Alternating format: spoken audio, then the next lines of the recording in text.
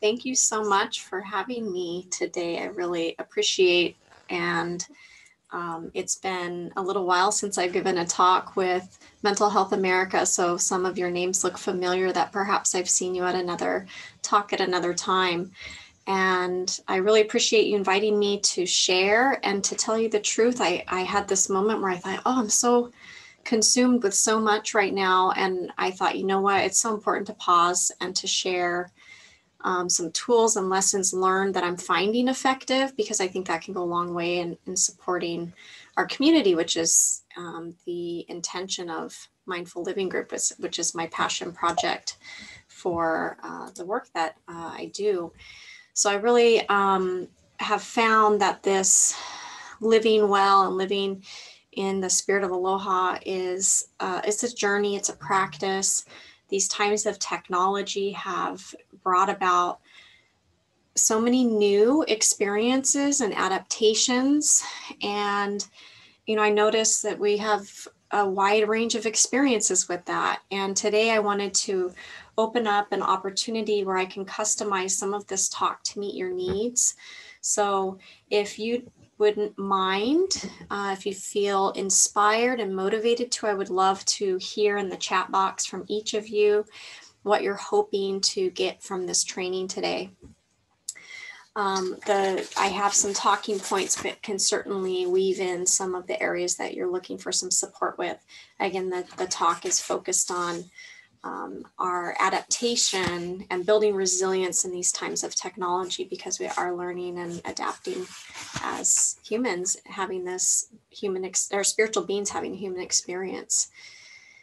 So the chat box, I think have all of you been able to navigate the chat box? I would just love to start seeing a few notes there of some intentions that you may have for learning in this talk. And then I wanted to share a little bit more about who I am and where I'm sharing my energy in the world by sharing a short video about Mindful Living Group and the origin and background of the work that I'm inspired to do to support other professionals and people in our community with this transition into a more mindful approach of life. And again, it's not perfect.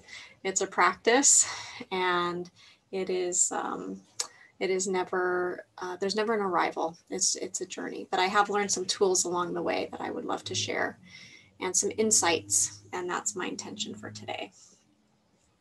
So while you're putting your chats in the chat box, I'm going to start this video, and then we'll return to our talk. Mindfulness is about paying attention to the present moment. Cultivating compassion for yourself as well as for others. Aiming to neutrally accept the moment at hand for exactly what it is. Here at the Mindful Living Group, we care about the whole person.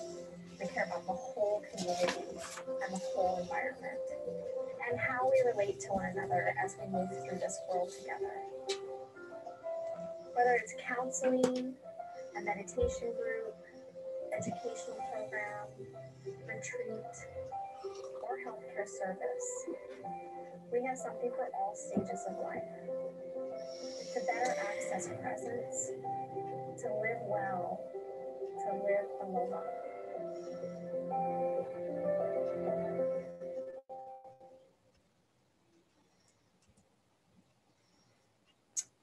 Okay, so that's just a little bit about my passion project in life was to go to work and be surrounded by a team of people who had some shared values in how we do work, and that have also have this value system for practicing mindful tools that take the time to engage in self-care and to share that with others. So here's some talking points today, and I really appreciate you sharing your areas that you're hoping to learn, because it's exactly the topic areas that I designed for this talk today. So I'm glad that that was translated well. Thank you, Danielle, for sharing that in the marketing materials. So today we're going to talk about a couple different areas, and I'll weave in more stress tips, and we will engage in a mindfulness practice. And I will share a little bit more about what some of these tools do for our nervous system, our stress level, our electromagnetic field, and how the technology waves affect our human experience with how we relate to technology, and our whole bodies and nervous systems are learning how to adapt to this increase in technology exposure. And I'm going to explain real briefly a little bit about how we are interpreting these electromagnetic waves through our bodies and our minds.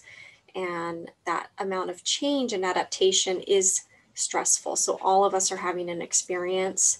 Some people maybe are a little bit more resilient than others.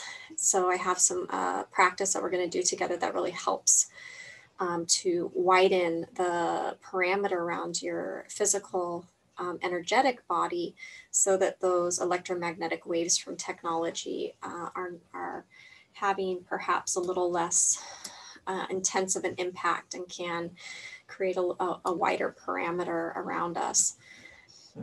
Really helps to build resilience, so that our bodies and our minds have an opportunity to integrate these technology waves, and also the stress of newness, because we are now, instead of hopping in our cars and having a coffee with a friend or getting on a plane to visit family, we're having Zoom calls. We're doing a lot of work online. We're working from home more. We're socializing through technology, and those electromagnetic waves are different than the face-to-face electromagnetic field waves that we experience in face-to-face. So we are having a different experience. And there's a lot of collective energy with what we're projecting through our minds and our thoughts and influences and all the cultural changes that we're moving through. So I just want to normalize your experience with stress. I'm going through it too. Everybody that I have spoken with and engaged with, I don't know a single soul who hasn't been impacted. So just want to normalize your stress experience. That is natural when we go through times of change. I'm also going to give you some telehealth tips for those of you who are in technology, who are in healthcare, because I've been doing this for a little while now and have some lessons learned that may be helpful for you if you're engaging with telehealth. And then some tech tools that so that we can actually use technology as a tool instead of a source of stress, that we can use a few technology programs that can remind us or support us in our goals, instead of feeling consumed by the technologies that are influencing us, that we can actually use, find a relationship with them in a meaningful way that is helpful and not experienced with so much stress and harm. Part of the adaptation, as I spoke to with these electromagnetic waves and technology, is that these different waves have different frequencies, and we're still learning in science. I'm not a physicist or a physician who specializes in understanding how these electromagnetic waves affect us, but we do know in the field of mental health, and I do know as a yoga teacher, one of my areas that I started focusing on in my journey was getting certified as a Kundalini yoga teacher, so that I could learn more self-care tools that would be effective in managing stress and my own self-care, and that I could share with others. So I'm going to share with you how you can upgrade your body and mind with self-care and tech tools.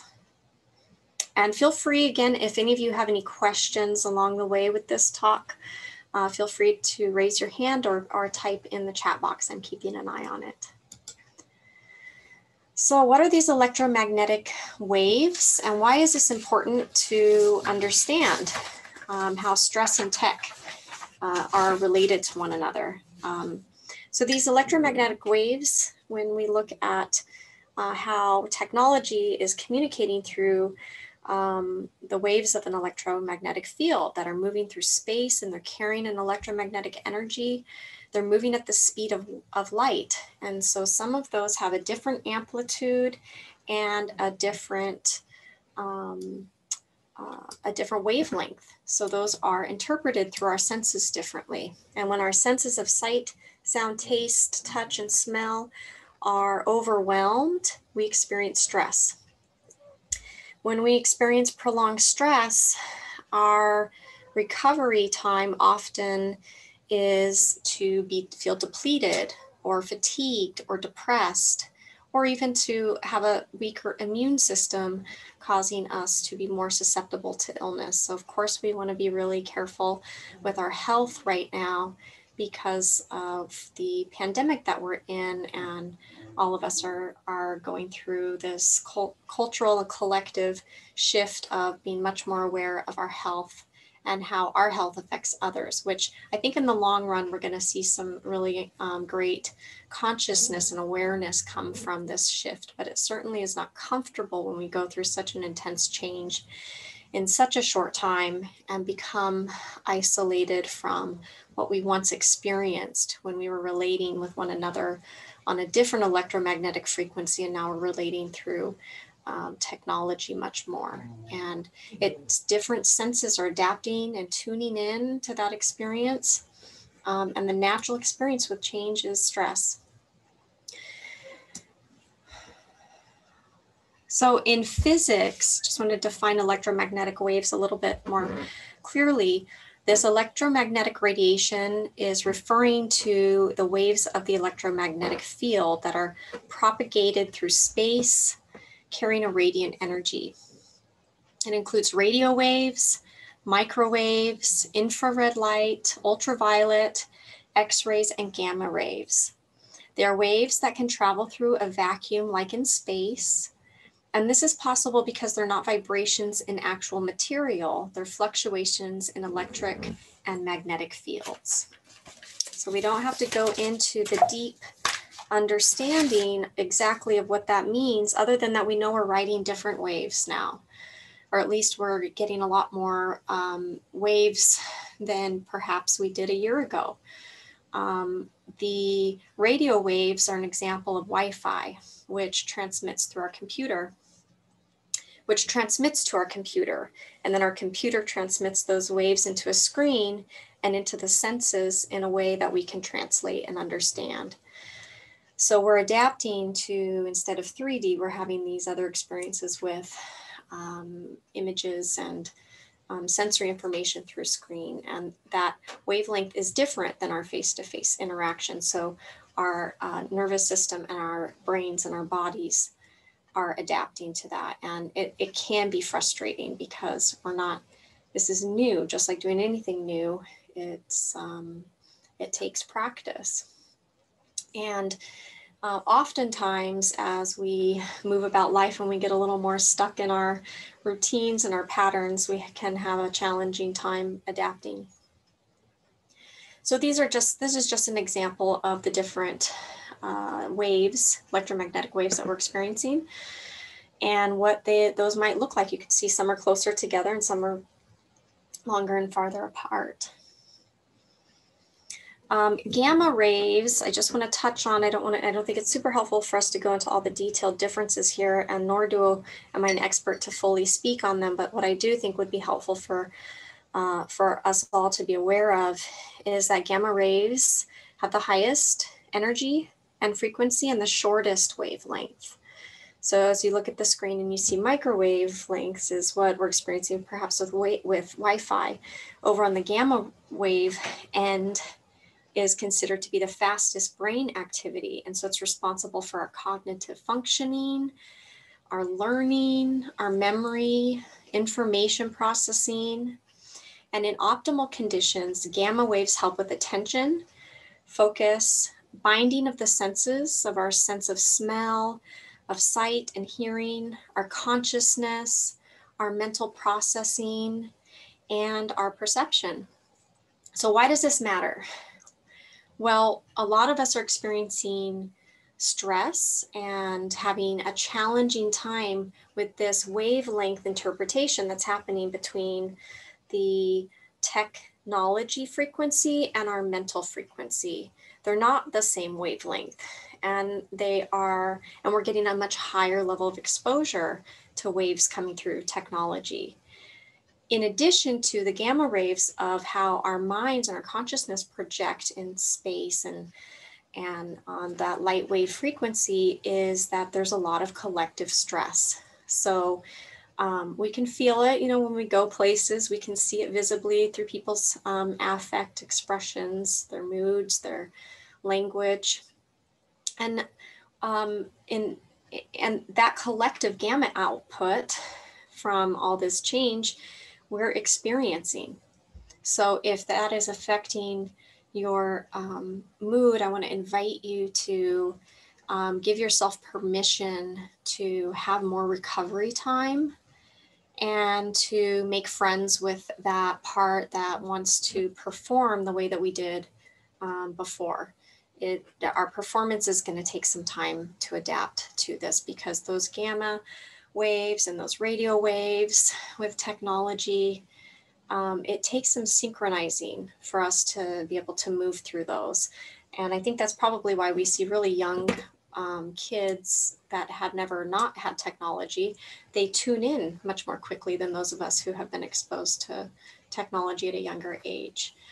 I was born during a time video games didn't exist, and cell phones didn't exist yet either. We had the cord telephones and the wireless home landline telephone was a really new technology that would allow you to move about in just a small space.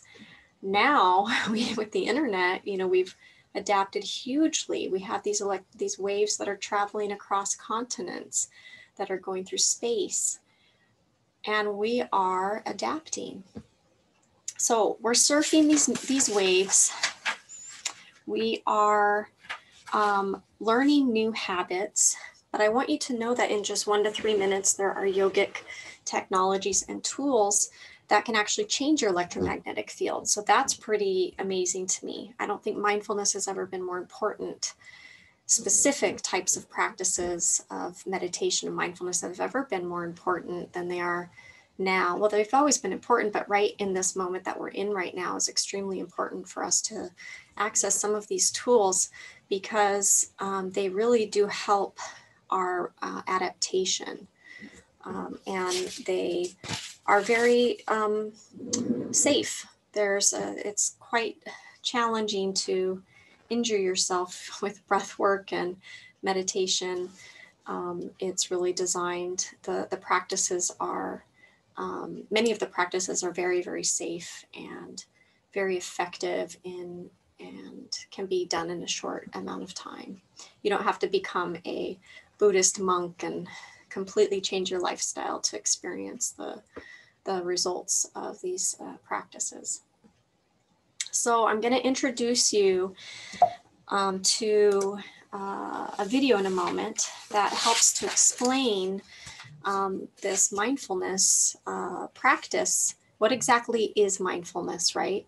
We hear it a lot, and I'm sure many of you have some experiences or understandings of it, but we made this nice video that just speaks to it, that may be helpful for some who are a little newer to the terminology, underlying meaning, which is really about practicing being present here in the now in a particular way, and with compassion, with acceptance, and neutrality, which is this practice of letting go of judging something as good or bad, which I have to say is work for me with the technology too. I'm still very attached to the old way. And as a therapist, I never thought that I would be seeing people on a screen. I love human relationships in face-to-face interaction. I never imagined that I would be doing online sessions 70 to 80% of and meetings 70 to 80% of the time. So this practice has been especially helpful in my own adaptation as well. And I hope that a few things that I'm able to share with you also help you.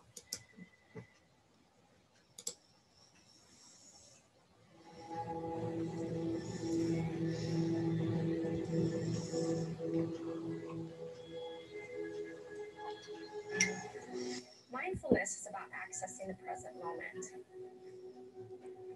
Accessing the present moment allows one to decrease the stress impact from focus on the past, as well as to decrease the stress impact from projections into the future.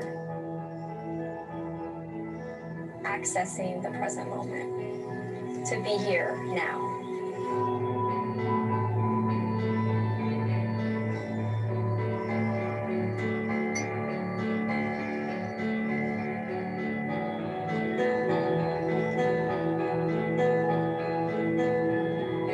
Mindfulness for me is really slowing down and listening to each moment, feeling each moment, being present in each moment, whether it's making dinner, eating dinner, being with your family, your children, not getting wrapped up in the future, the past, just really focusing on what's happening right here, right now.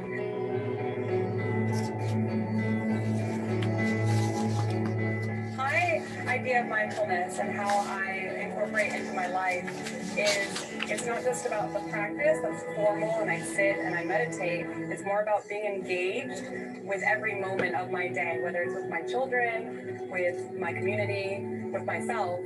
I'm aiming to just pay attention to what's going on, accepting it in this kind of neutral way, and to really become friends with the moment, to have a lot of compassion for myself and for other people as we kind of move through this life together.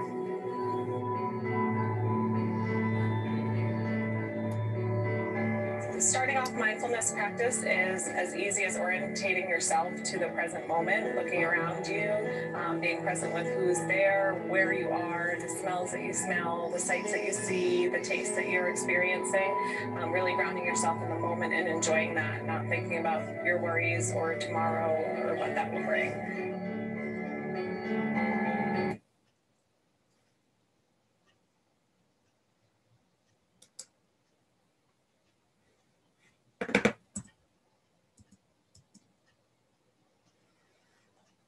Okay, so that's just a short video, a little bit about what mindfulness is and some tips that I wanted to follow up with. I just want to pause for a moment and see if anybody has any questions so far.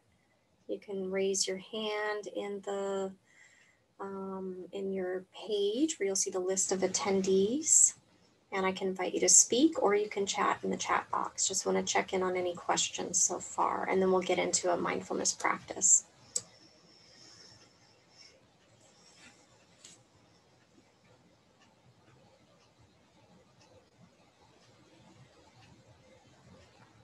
Okay, we can go ahead and get more questions towards the end of the talk. I'll make sure that we save some time.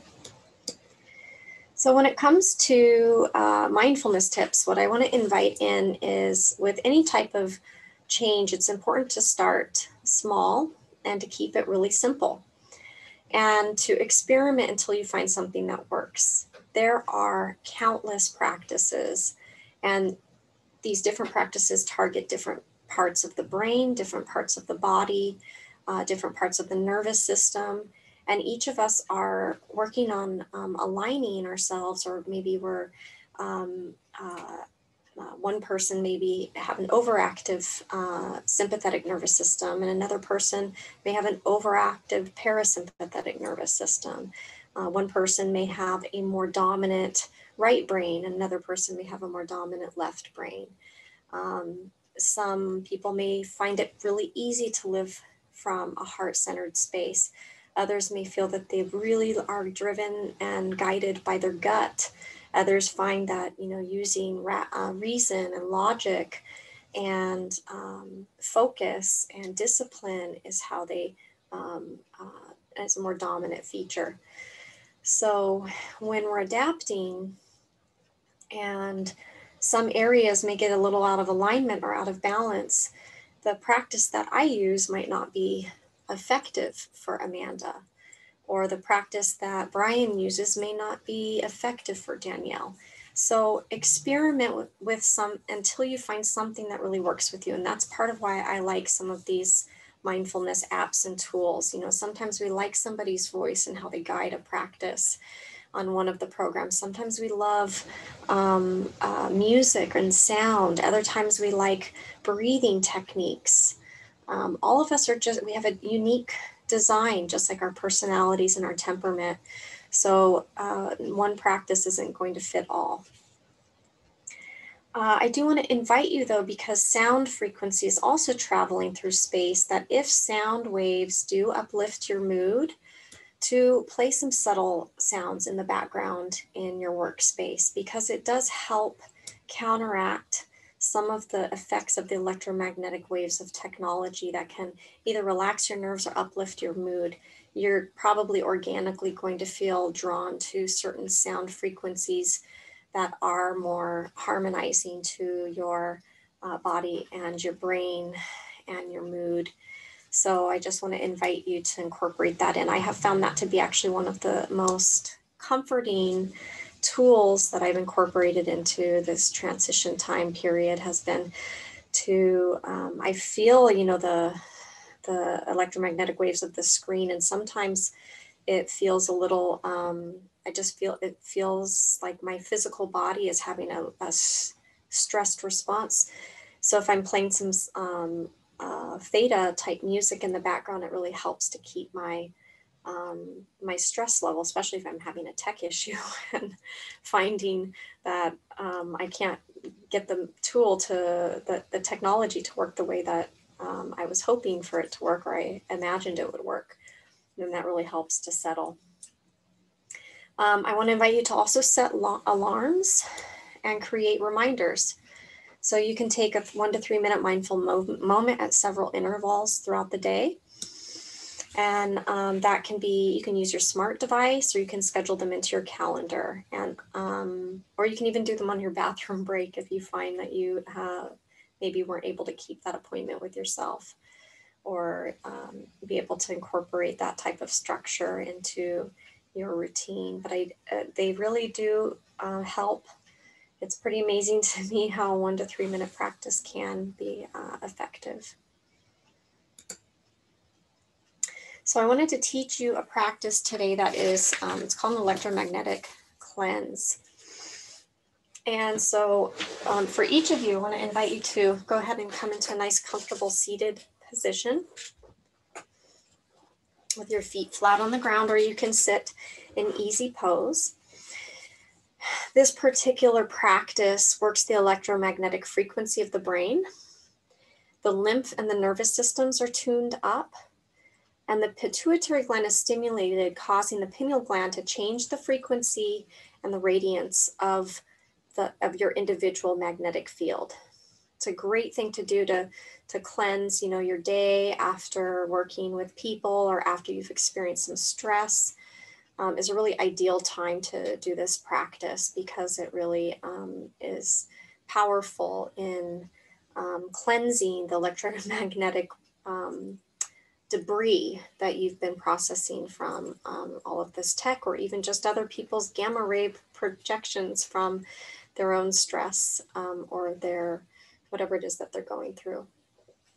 The pituitary gland, you know, just as a for those of you who are maybe a little bit newer to studying the functions of the how meditation and the mind are affected, is much of meditation when we focus at this middle brow point, or we engage in some powerful breathing exercises or movements that bring cerebral spinal fluid to the brain, and also the eyes massage the pituitary gland when we gaze with our in particular ways, which is kind of like with anything, when we're massaging, we're allowing more flow to occur, so we don't get stuck. And whenever something's stagnant, that's when we notice a lot of disease get harvested in the body and the mind. So the pituitary gland regulates stress, growth and reproductive hormones, and it relays to the hypothalamus, regulating the nervous and the endocrine system. So it's really interpreting and telling the senses how to interpret information from the nervous system to the hypothalamus, and from the pituitary to the hypothalamus, this whole relaying experience that's happening in the body and the brain. So what essentially, you know, let's moving beyond the science side of it, is it makes your bubble bigger, our bubble of space around us, and stronger, so that you can be and feel you and not get stuck in non-preferred frequencies. So if you've absorbed, you know, somebody else's mood, you have are working on cleansing out some stress that perhaps you've experienced, then this practice helps with that. So I just want to invite you to come into a nice seated position with your feet flat on the ground if you're sitting in a chair, or if you're a meditator and you're comfortable sitting in easy pose like in the picture, then you can feel free to do that. And then you're going to bring your fingertips like in these lion claws. Okay, so all of our fingertips are connected to different parts of the mind according to yogic technologies. Okay, this is part of why, you know, when we type, right, we're translating information. And many different studies, they have different theories of different lineages of teaching that talk about different fingertips represent different parts of our body and brain, and how those translate through our experiences of life. So for example, our index finger is connected to more expansion and knowledge and wisdom. And our pinky, for example, is more connected to our emotions and our communication. And our ring is more connected to our health and vitality. A lot of willpower and drive with our middle finger, how we project. And so bring your hands into a claw, okay? And we're going to bring them out to the side. We're going to inhale up and exhale down. Inhale up, alternating the opposite arm in front and back, and exhaling down. Nice, powerful breath. Again, inhaling up, crossing your fingertips over your head, exhaling down, and you're going to alternate directions, okay, like you're crisscrossing at an equal amount. Alternating the wrists overhead, moving powerfully and rhythmically with this powerful breath of fire is what we call it, which is like a dog panting, but with your mouth closed. A strong inhale and a strong exhale through your nose.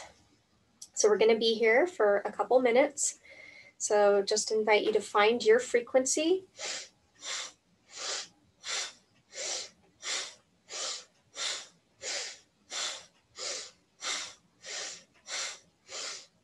You either want to find one focal point out in front of you and hold your gaze there, or close your eyes and turn your gaze towards the middle brow point.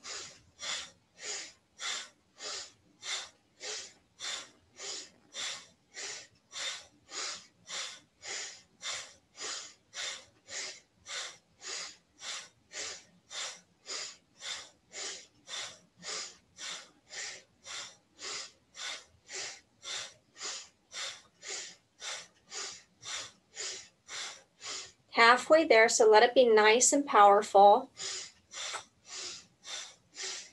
And if your arms get tired, just take a momentary break and then begin again. Again, inhaling up and exhaling down.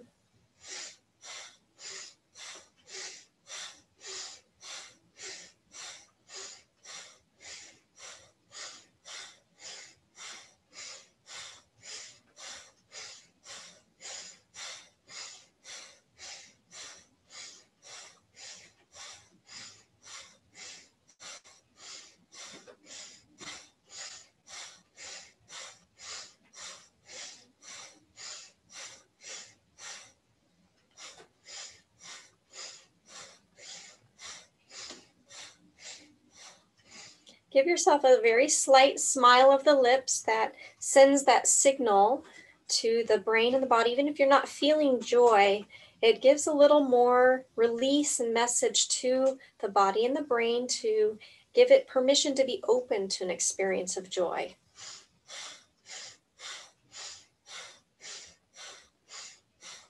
Just a couple more, almost there.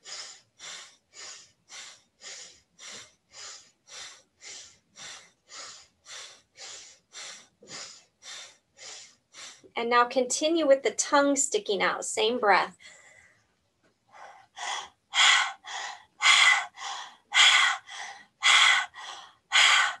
Almost there, just a couple more.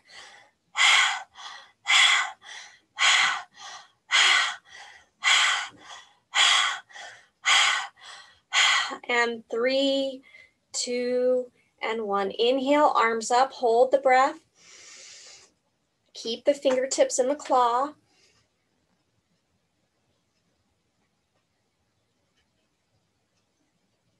Exhale, release the palms, relax the shoulders. And last one, inhale the palms up overhead, same fingertip claws. Inhale and hold.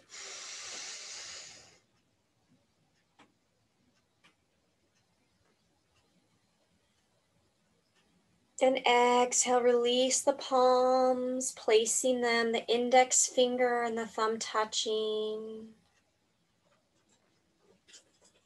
And just allow your gaze to turn inward. Just noticing this moment.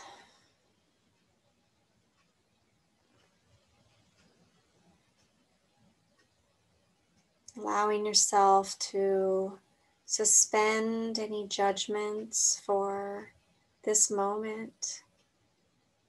And instead, just being present with this lens of compassion and acceptance.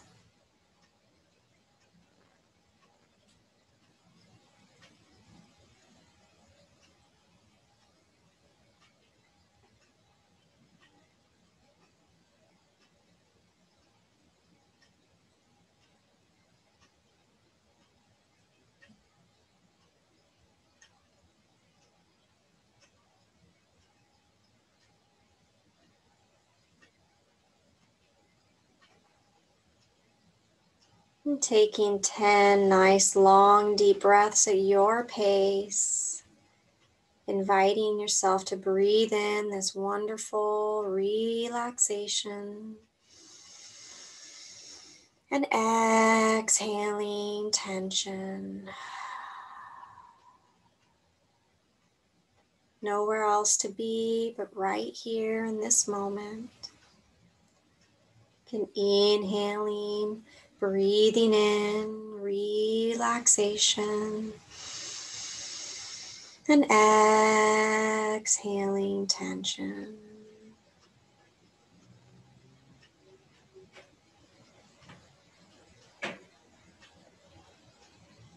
Reconnecting to your natural state of being.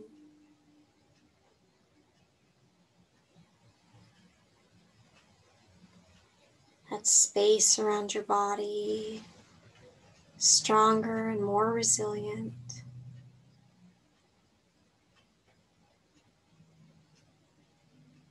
A harmonizing of your electromagnetic field.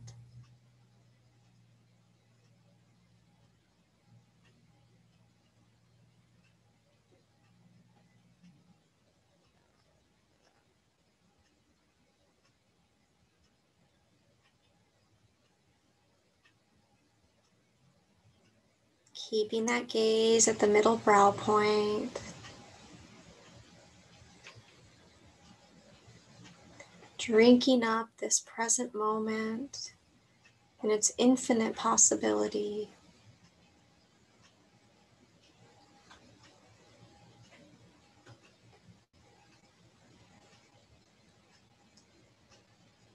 Begin allowing yourself to have a little more awareness of your external environment. Gently allowing just a little bit of light to come in through your eyelashes. And a soft and unfocused gaze out in front of you.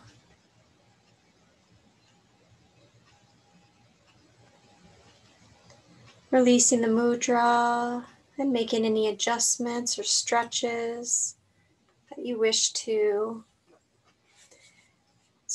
come into a more integrated state of awareness, the internal and the external, harmonizing with one another. This time I'd love to hear from you what your experiences were with the practice. So please feel free to raise your hand. I'm sure the group can all benefit from the sharing of your experience.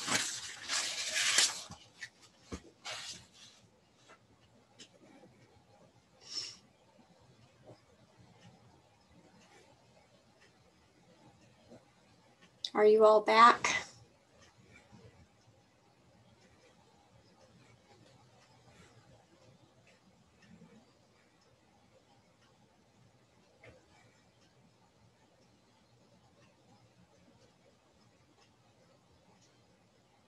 Okay, I see some chats about feeling very in the present. Great.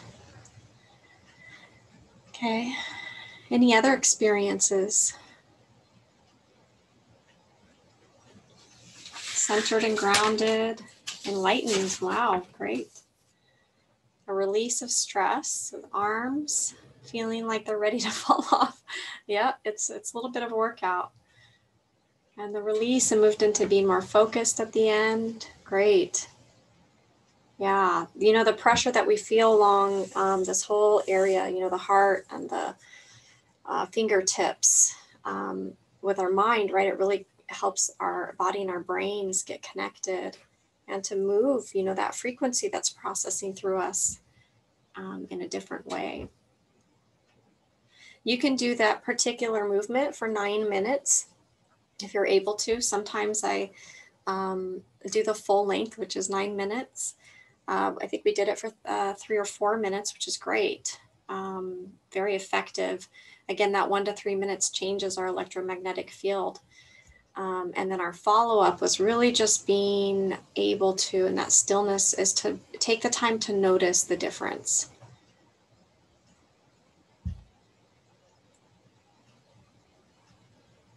Oh, good. I see that it was a little bit of a workout and able to find a rhythm. Yeah.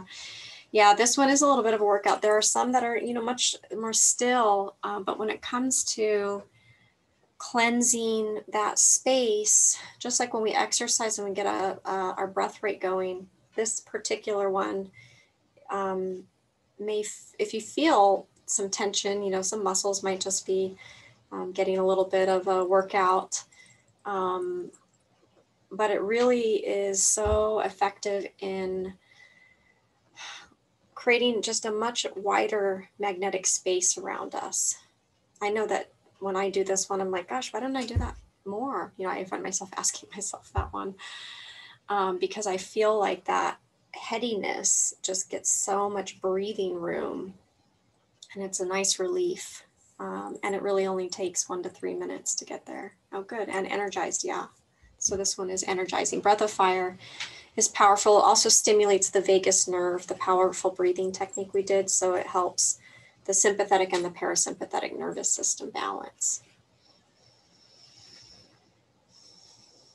Okay. Feel free to keep sharing your experiences. Just going to go through the last couple sections so we have a little time for more comments and sharing. So I wanted to give you a few telehealth tips. Again, you know, we're all adapting, but I have some tips for you that I think may be helpful. Getting to know your tech. There's no shortcut, and I have not been able to do this work for anybody in the group in terms of getting to know your technology, especially if you're working from home. There are some steps that nobody can do for you. I know at Mindful Living Group, we have a fantastic IT support person who helps with all of our electronic health records, tech stuff. And she's, you know, been able to help generate explanations for people when it comes to our systems. You know, Zoom, you may be able to get on the phone with Zoom and call them and ask them to troubleshoot.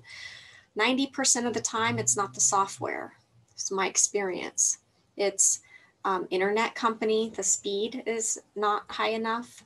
The modem or the router is not functioning at optimum capacity, or the computer is just has either a virus or it has some overload, or it is just outdated and having a hard time processing the electromagnetic waves of these additional softwares. So I was able to upgrade my computer, thankfully. I just got an iMac.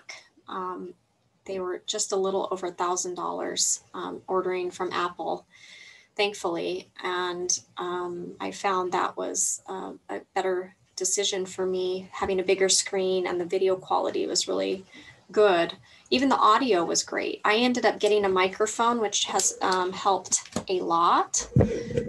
So on Amazon, I just ordered a microphone. There's a lot of different options, but that really helps the sound quality for telehealth, or for if you're doing many Zoom calls or online meetings.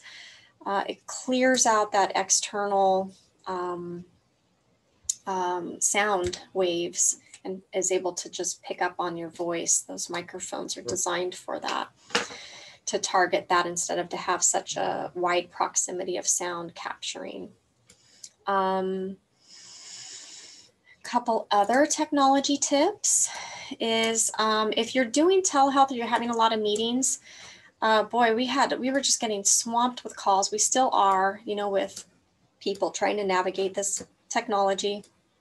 But one of the things that really, really helped is we started making these little simple user guides with visuals, because that's so translatable, right? Oh, this is what this is supposed to look like. That screen that I go into, and then you have some, you know, written instructions there. And we just made, you know, 2-page document and attached a link for people that were joining a telehealth session. And that seemed to troubleshoot, I'd say 90% of our folks were able to just, you know, receive that through an automated text or email reminder of a meeting or an appointment that would include the automated link for the telehealth, as well as the instructions or the handbook user guide. And oh, good. Thank you. Ben also shared that using teleconference software, that it's helpful to close applications you're not using as well as not having a lot of tabs open in your browser. And yes, that's very true.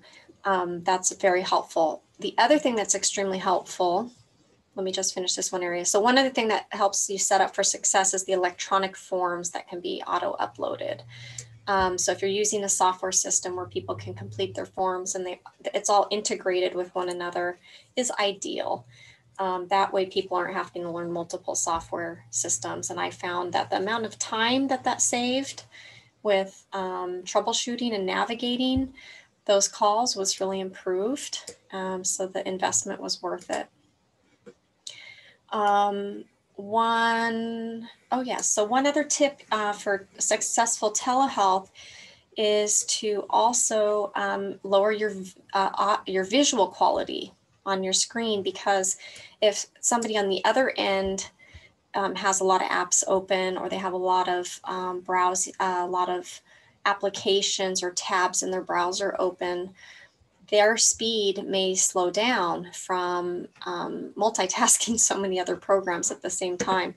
So, or they just might have a weaker Wi-Fi connection, or if they're calling from a smartphone and they're using their data, and the cell phone tower maybe is a little more, not quite as close to where they're calling from, then that bandwidth speed for them is slower, and accessing the visual and the audio efficiently may be not working properly. So I have also found that most of the time, if I turn the video quality resolution to medium or low, that will resolve and allow the session to still function well, with having a little less quality of their connection. But sometimes rural areas, you know, we just have that backup have to do the regular phone, but that probably is a more rare occurrence. I would say that probably happens maybe once or twice, the most a week, with a full-time work, if all these other parts are functioning on our end. Some other telehealth tips is decluttering your workspace. You know, when we're dealing with stress, having too much input just makes us feel really full. And so having a really spacious space allows our minds to also feel less cluttered. Another tip is to change your desk direction from time to time. When we physically change our direction, we're having a different experience with the sun, right? The sun rising and setting. And there's some people who talk about, you know, feng shui and how that affects us, our natural biorhythms. But what I do know is that from other studies in the past that our melatonin does get affected by increased screen time. So sleep issues is a common experience that we're having right now, and I'm not surprised at all. So be sure to turn, you know, your setting that softens the lighting to occur with the sun rising and setting, because that really helps your melatonin be more balanced with the waking time of the sun rising and setting, with your screen also going into that night mode, which is supposed to really help with that. Want to also invite your, you know, when setting yourself up for success with working from home and telehealth is do your best to make your space be more zen, calm, and creative. I actually ended up in my home office, I ended up putting my space in my meditation space, my computer in there. And it was partially because I wanted to use it for, you know, watching or participating in like some yoga or meditation classes. And then I found, you know, why I found, well, I'd rather than making a disconnect, because I'm inviting that concept of stress, right, in my workspace to not be Zen, I'm instead going to bring my work into my Zen space, but I'm going to invite them to harmonize with one another, right? And I found that actually worked pretty well. That might not be for all of you. You may want to keep those spaces completely separate, but it was very calming for me, and it allowed me to really stay in that space when I was working, which only helped me and other people that I was working with. Putting comforting items in view. And again, you know, my other tip is turn some subtle sound currents to soften the electromagnetic waves and soothe your nerves to uplift your mood. Some apps that I recommend, there's a couple that are free, Insight Timer and the Smiling Mind. These are mindfulness apps that are free, and they have guided meditations. Another two that are real popular that you probably see a lot of ads for are Headspace and Calm. You can do the free versions of those. They just have more limited options. But all of I think most of these apps actually have timers on them that you can put on as well. Oh, cool. I just saw that Amanda said that she gets the paid version of Calm through insurance. Wow. So if you have Kaiser, it looks like Calm, and you may be able to get that through your insurance. That's actually really smart. I'm so glad to hear that. That is a fantastic thing to be aware of. So those of you who have Kaiser, download Calm and find out how Kaiser, your insurance, will pay for it. Very smart. Such a small investment for your a great return in your health. And, you know, those timers are really, really helpful because, again, you know, as we spoke about those mindful moments, those 1 to 3 minute tune-ups really do help, and they make a huge difference. I notice when I'm doing those regularly at work, I'm so much more effective, and everybody else around me works better too. Couple telehealth tools there's a couple free ones. DoxyMe is probably one of the ones I've heard is the most popular in the healthcare industry. That's HIPAA compliant. And then Simple Practice is also another one. And then Psychology Today, if you're using that as an advertisement already for if you're in mental health as a practitioner, they have a telehealth platform now too. And I've been using that one lately, and I really like it. It has a waiting room so you can see if somebody's joined their appointment. and not just kind of wonder, is somebody on the other line? You know, like we even can, well, in Zoom, you can see when somebody's waiting for a meeting, but some of the telehealth programs I've used before don't show that. So I want to invite you to invite technology to match your frequency instead of the other way around. Okay, so use the technology in a way that is meaningful and resonates for you. You know, set background images that make you feel like you're looking at art instead of not feeling a connection to your screen. And so at this time, I just want to invite any questions or comments. We just have maybe 3 to 5 minutes here to share any of your questions or comments, any area pukas that I can fill in for you. Thank you, Jackie. So if any of you, if we do a meditation group that's donation based. Oh yes, great, thank you, Amanda. On our website, we have multiple events. We do a mindful meditation group on Mondays from 9 to 10, that's donation based. So you can join that anytime. It's on Zoom as well, if any of you would like that. And all of our events are listed on our website, which is listed here at mindfulliving.org.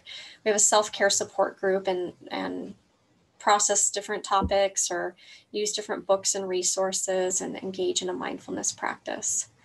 And I'm seeing Amanda mentioned have any resources on something that could produce a similar effect but feel less silly for when working in office or review of others. Great, Amanda, actually the breath of fire alone will help if you're able to do that. You can also do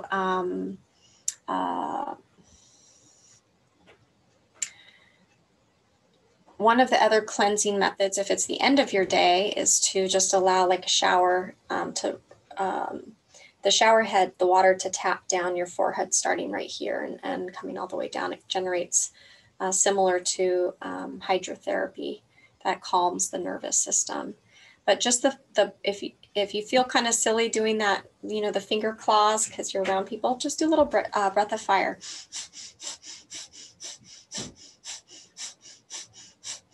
That's part of why I always have the sound current going on around me, is because the sound current also helps with my sound as a frequency for me that really works to put me in the meditative space so that I can visualize my electromagnetic field widening.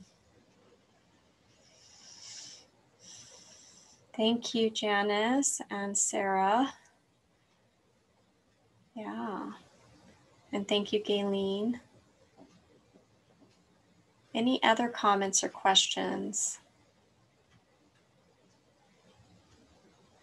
I'll just plant one seed that the practice that I taught you comes from the Kundalini Yoga lineage.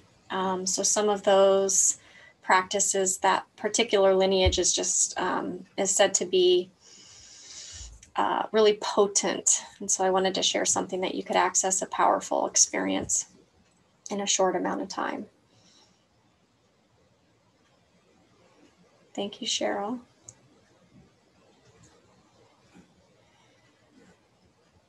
Okay. All right, well, I just want to thank you all so much. I'll stay on for a few more minutes after here if there's any further questions or comments.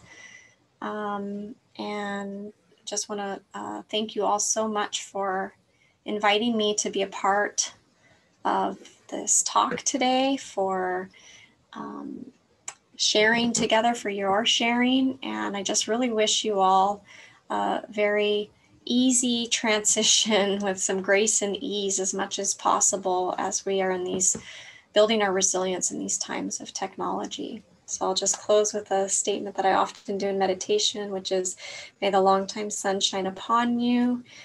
May all love surround you and the pure light within guide your way on. Mahalo, Satnam, and Namaste. Thank you all so much for having me. Thank you so much, Jessica. We really appreciate you being here today.